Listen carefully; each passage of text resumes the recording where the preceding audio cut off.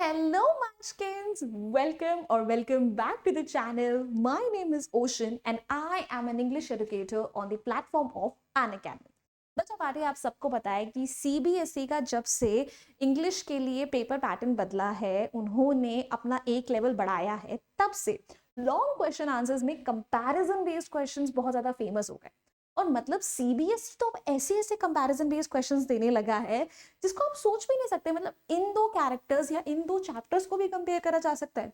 Boom, out of the box. And a lot of students have been facing problems with this comparison based questions. I am pretty sure आप में से भी बहुत सारे बच्चे होंगे जिनके प्री बोर्ड्स में comparison based questions आए होंगे एंड सब बच्चों के कहीं ना कहीं मार्क्स जरूर करते हैं।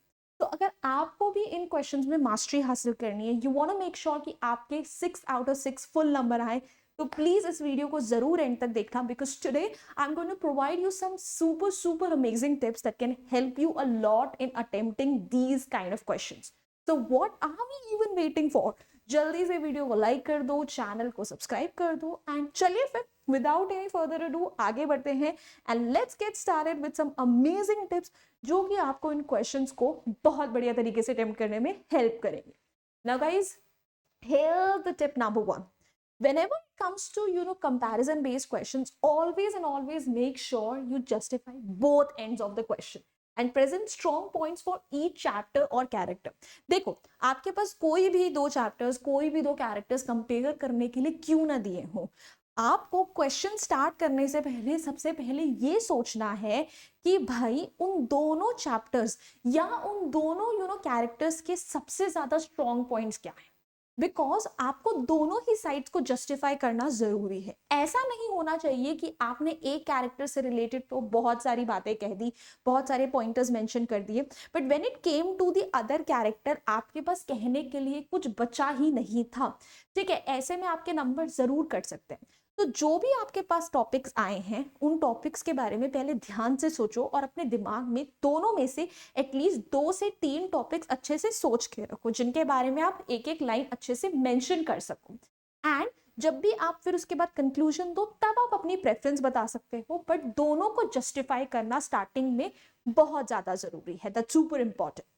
Moving on to the next one, identify key points. List down the key points or aspects of each element that you will compare. For instance, if you're comparing characters, note their personalities, actions and development throughout the text.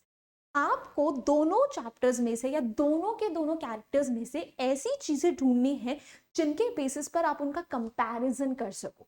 मतलब ऐसा नहीं होना चाहिए कि आप एक बार के बारे में एक पॉइंट कह रहे हो, दूसरे के बारे में दूसरा पॉइंट कह रहे हो, पर उनके बीच में आपस में कोई कनेक्शन ही नहीं है। ठीक है, अगर आप दो कैरेक्टर्स को कंपेयर करो, for example Griffin and E bright, तो दोनों कैरेक्टर्स का जो कॉमन पॉइंट है वो क्या है कि वो दोनों साइंटिस्ट है। बट अगर आप उन्हें कंपेयर करोगे तो उन्हें कंपेयर किस बेसिस पे करेंगे कि how E bright was a scientist जिसने अपने इन्वेंशंस और डिस्कवरीज को ह्यूमन काइंड या मैन काइंड के वेलफेयर के लिए यूज करा। On the other hand, Griffin was a scientist who basically used his discoveries, against the welfare of mankind. ठीक है, तो आपके पास दोनों के बीच में सेम पॉइंट को लेकर कंपैरिजन करने के लिए चीजें होनी चाहिए। और वही चीजें लिखने से पहले वो की पॉइंटर्स अपने दिमाग में सोचो कि अच्छा इस पॉइंट के बेसिस पे कंपैरिजन करूंगा, इस पॉइंट के बेसिस पे कंपैरिजन करूंगा, इस पॉइंट के बेसिस पे कंपैरिजन करूंगा। एंड वही आपके स्ट्रॉन्गेस्ट पॉइंट्स हैं, उन्हीं को आपको अच्छे से मेंशन करना है।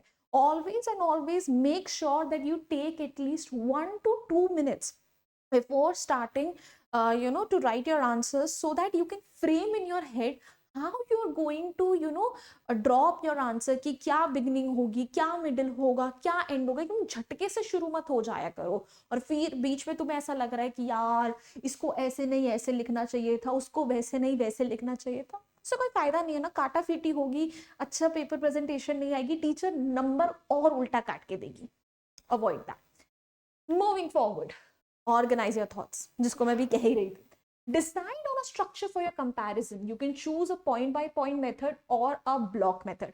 बच्चे ना अक्सर मुझसे ये पूछते हैं कि मैम जब भी हमें comparison based questions आए उसमें हम पैराग्राफ वाइज comparison करें या हर एक कैरेक्टर के simultaneously comparison करते हुए चलें। बेटा देखो, that's completely up to you.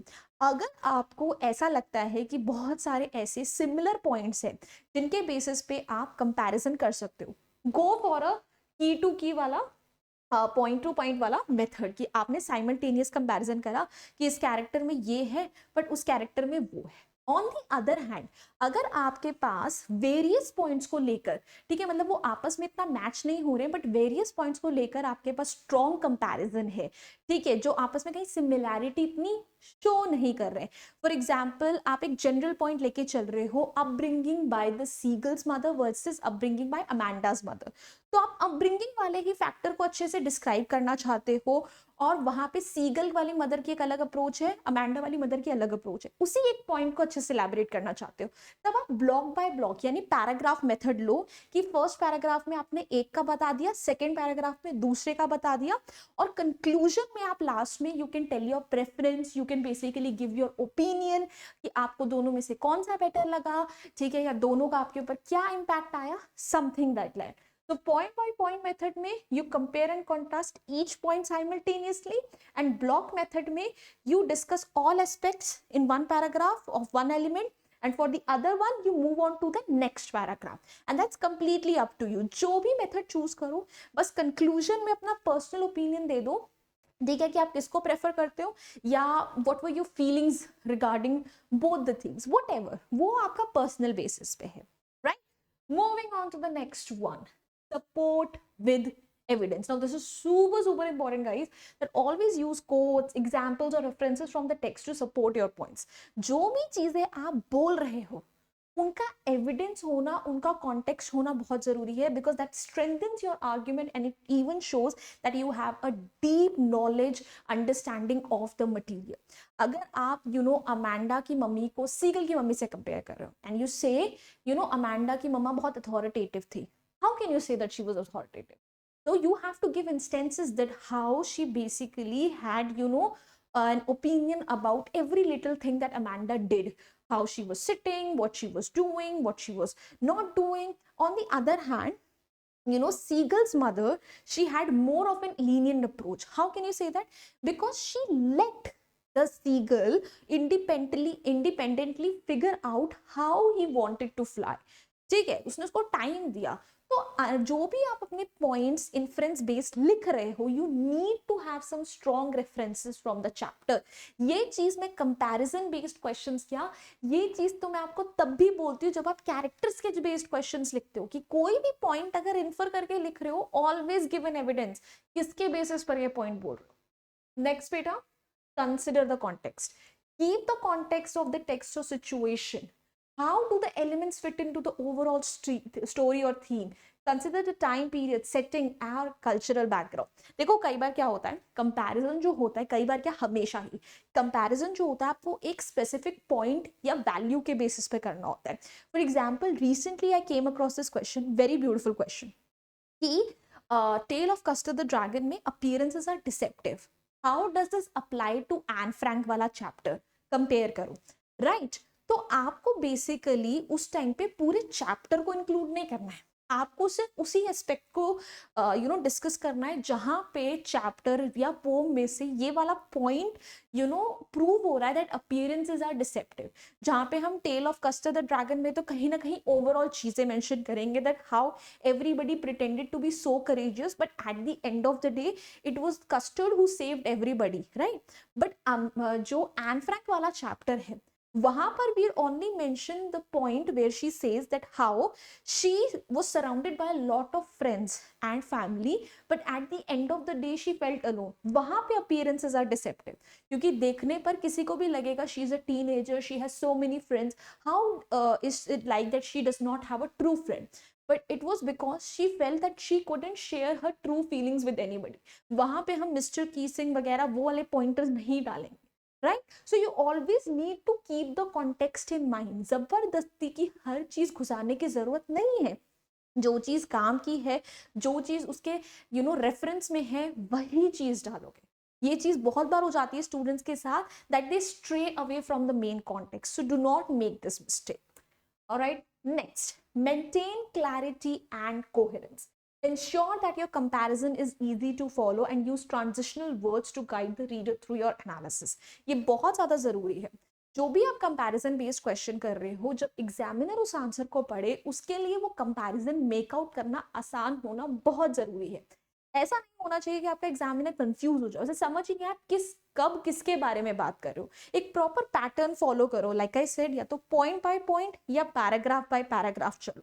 And if you are following a point by point method, तो वहां पे while, whereas, in comparison to, in contrast to, however, ऐसे वर्ड्स यूज करना बहुत जरूरी है, so that the examiner can make out आप कब किस चैप्टर या कब किस कैरेक्टर की बात कर रहे हो। वो एक डिफरेंशिएशन, आइडेंटिफिकेशन होना एग्जामिनर के लिए बहुत जरूरी है। तभी आपका आंसर कोहेरेंट लगेगा, ऐसा लगेगा कि yes, it is basically following one line by the another. तो वो चीज उसको ध्यान में रखना। Next guys, balance your comparison. Always provide a balanced comparison rather than favoring one element over the other. Acknowledge strengths and weaknesses on both sides. देखो, कई बार हो सकता है कि आपको ऐसा लगे कि एक कैरेक्टर आपके लिए ज्यादा अच्छा है, दूसरा कैरेक्टर आपको लगा है कि यार ये थोड़ा नेगेटिव में है। तो ऐसा नहीं करना है कि एक की सारी पॉजिटिव साइड दिखानी है, एक की नेगेटिव साइड दिखानी है। दोनों को हमेशा बैलेंस करके चलिए। लाइक आई सेड, अमांडा की मदर और सीगल की मदर वे, दोनों में कंपैरिजन करोगे तो सिर्फ अमांडा की मम्मी की कमियां नहीं दिखाओगे। You'll tell that how she also wanted Amanda to succeed in life, how she was concerned about Amanda. वो पॉइंट भी मेंशन करने जरूरी है। जब बात कंक्लूजन की आए, तब आप जरूर बता सकते हो कि आप किस कैरेक्टर को प्रेफर करते हो, कौन सा कैरेक्टर आपको ज्यादा अच्छा लगा, तो कंक्लूजन में ये वाले पॉइंट्स अच्छे लगते हैं। बट अगर आपका पूरा ही आंसर एक को फेवर करते हुए होगा, until and unless it has been specifically asked who do you favor, तब ठीक है। बट अगर नहीं पूछा गया है, तो अगर आपका आंसर एक ही कैरेक्टर को फेवर करते हुए होगा, तो वहां पे बात बेटा बिगड़ सकती है। तो प्लीज उसका थोड़ा ध्यान रखना, राइट। नेक्स्ट, कंक्लूजन, जो मैं बोली रही थी, summarize the main points of your comparison in conclusion and you can also express your opinion or preference if the question allows it. खैर, मेरा तो हमेशा से बच्चों का एडवाइस यही रहता है कि जब भी आप कंक्लूजन लिखते हो किसी भी लॉन्ग क्वेश्चन आंसर का, always write what your personal preference for. ठीक है, if it is a question जहां पे आपको समराइज करने की जरूरत है, तो you can say hence on the basis of above points we can state that ऐसा ऐसा है। अगर आपके पास एक चांस है जहां पे आप बता सकते हो कि आपको कौन सा कैरेक्टर ज्यादा अच्छा लगा, बताओ किस कैरेक्टर का आप पे को क्या इम्पैक्ट आया, वो भी बता सकते हो। कंक्लूजन में आपको पर्सनल ओपिनियंस मेंशन करने हैं, वही चीजें एग्जामिनर ज्यादा अप्रिशिएट करते हैं। तो बच्चा party, that's it from my end.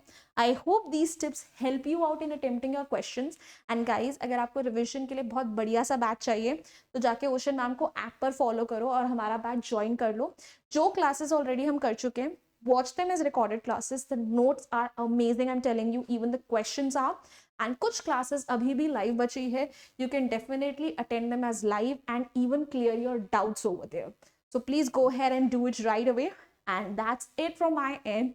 I hope you enjoyed this class. I hope you found it helpful. If you did, you know the deal. Hit the like button, share it with your friends. Do not forget to subscribe to our channel.